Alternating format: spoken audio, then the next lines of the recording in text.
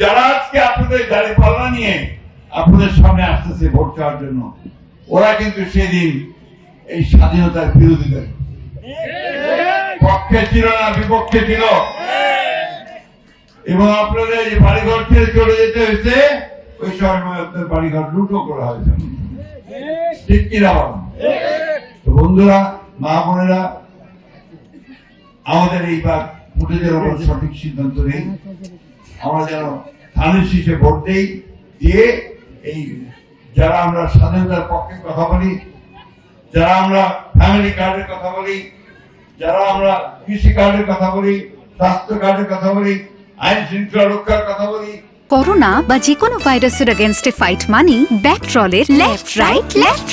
শিক্ষার কথা বলি, স্বাস্থ্যের কথা বলি, তাহলে হাতকে শক্তিশালী করলে ইনশাআল্লাহ দেশ আগামী 5 বছর ভালো হবে।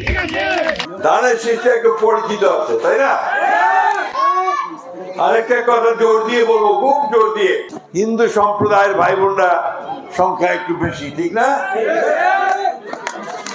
কিন্তু ওনাদের মধ্যে একটা ভয় আছে, ভয়, আতঙ্ক কাজ করে যে আমরা যদি এবার অন্য কাউকে ভোট দেই, ওরা যদি আমাদের কোনো ক্ষতি করে।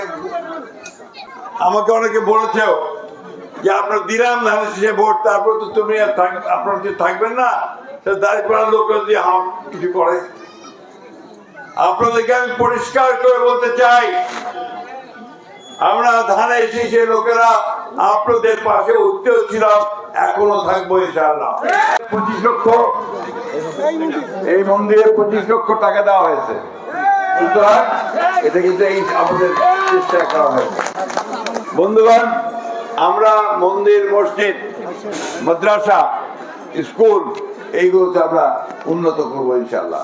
মা বোনদের কাজের ব্যবস্থা করব, আমার ছেলেদের কাজের ব্যবস্থা করব।